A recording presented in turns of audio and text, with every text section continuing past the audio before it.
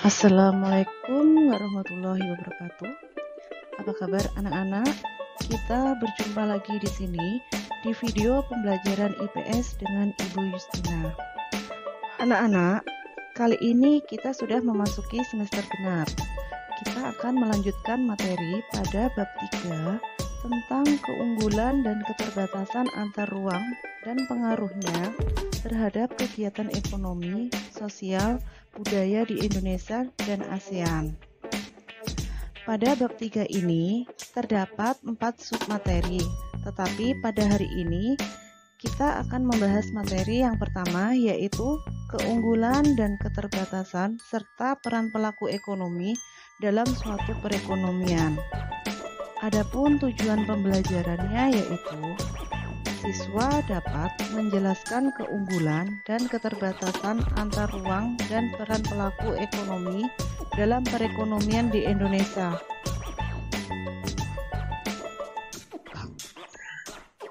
Sebelum memasuki materi, baik kita lihat pertanyaan ini terlebih dahulu. Apakah perilaku konsumsi masyarakat kota dan desa berbeda? Jelaskan pendapatmu. Baik, konsumsi masyarakat desa dan kota berbeda karena masyarakat di daerah perdesaan atau pegunungan yang pendapatannya rendah, akses jalannya kurang baik yang membuat pendistribusian barang atau jasa menjadi kurang lancar. Akibatnya masyarakat desa atau pegunungan lebih sedikit membeli barang dan jasa. Sedangkan masyarakat kota lebih banyak membeli barang dan jasa karena ditunjang pendapatan yang tinggi dan munculnya pasar-pasar modern seperti supermarket dan hipermarket. Selanjutnya kita lanjut ke materi berikut, keunggulan dan keterbatasan antar ruang. Ruang adalah tempat di permukaan bumi, baik secara keseluruhan maupun hanya sebagian yang digunakan oleh makhluk hidup untuk tinggal. Setiap ruang di permukaan bumi memiliki ciri khas tertentu yang berbeda antara satu wilayah dengan wilayah lainnya. Hal ini menimbulkan interaksi antar ruang. Ruang dapat terjadi karena adanya kelebihan dan kekurangan potensi sumber daya alam suatu daerah terhadap daerah lain. Seperti Indonesia. Indonesia memiliki sumber daya alam yang beraneka ragam. Ada yang memiliki kelapa sawit dan ada juga tambang emas. Perbedaan potensi inilah yang mengakibatkan terjadinya permintaan dan penawaran yang menimbulkan aktivitas perdagangan. Melimpahnya sumber daya alam kemudian dikelola menjadi barang produksi dan ditawarkan di pasar, sementara sebuah wilayah juga memiliki keterbatasan untuk memenuhi kebutuhan masyarakatnya. Hal ini menimbulkan permintaan. Permintaan dan penawaran inilah yang kita kenal dengan perdagangan.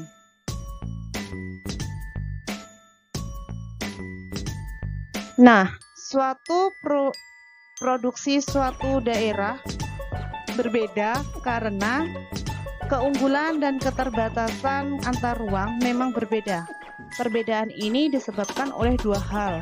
Yang pertama, perbedaan sumber daya alam antara suatu daerah dengan daerah lain. Yang kedua, kemampuan sumber daya manusia untuk menguasai teknologi dalam mengolah sumber daya alam menjadi barang. Selanjutnya kita ke pelaku ekonomi. Pengertian pelaku ekonomi adalah individu atau lembaga yang terlibat dalam proses kegiatan ekonomi. Pelaku ekonomi ini ada 4. Yang pertama, rumah tangga keluarga atau konsumen. Yang kedua, rumah tangga perusahaan atau produsen. Yang ketiga, rumah tangga pemerintah. Dan yang keempat, rumah tangga luar negeri. Kita akan bahas satu persatu. Kita mulai dengan yang pertama, rumah tangga keluarga. Rumah tangga keluarga yaitu kelompok masyarakat yang melakukan kegiatan konsumsi terhadap barang dan jasa untuk memenuhi kebutuhan hidup diri sendiri ataupun keluarga. Silahkan dilihat contoh di bawah ini. Di sini ada siswa-siswi sedang membeli makanan di kantin. Selanjutnya, rumah tangga perusahaan, yaitu pihak yang melakukan kegiatan produksi, yaitu kegiatan untuk menghasilkan barang dan jasa guna memenuhi kepentingan orang lain. Contohnya, produsen pupuk sedang mengemas pupuk yang hendak dijual. Lanjut, yaitu rumah tangga pemerintah. Pihak yang bertugas untuk mengatur, mengendalikan, serta mengadakan kontrol terhadap jalannya roda perekonomian. Di bawah ini ada contoh penarikan pajak oleh pemerintah. Selanjutnya, yang terakhir, rumah tangga luar negeri, yaitu orang atau lembaga yang melakukan kegiatan ekspor dan impor. Contohnya di bawah ini yaitu distribusi produk impor dari luar negeri. Baik, setelah menayangkan video pembelajaran ini, kesimpulannya yaitu yang pertama, setiap daerah memiliki keunggulan dan keterbatasan sumber daya alam untuk memenuhi kebutuhan terhadap sumber daya alam. Maka, mereka melakukan interaksi antar ruang seperti perdagangan. Yang kedua, pelaku ekonomi terdiri atas rumah tangga konsumen, rumah tangga produsen, pemerintah, serta masyarakat luar negeri. Yang ketiga, rumah tangga konsumen berperan sebagai konsumen sekaligus penyedia faktor produksi, sedangkan rumah tangga produsen berperan sebagai produsen sekaligus pengguna faktor produksi. Yang terakhir, pemerintah berperan sebagai konsumen, produsen, dan regulator. Sektor luar negeri berperan sebagai produsen, konsumen, dan pelaku ekspor impor.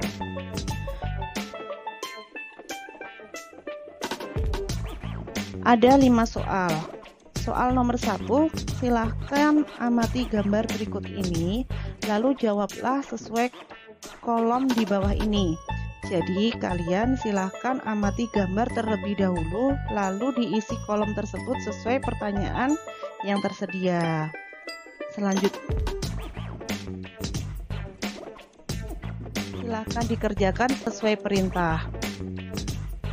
Terima kasih. Cukup sampai di sini video pembelajaran hari ini. Semoga kalian dapat memahami materi yang Ibu sampaikan. Wassalamualaikum warahmatullahi wabarakatuh.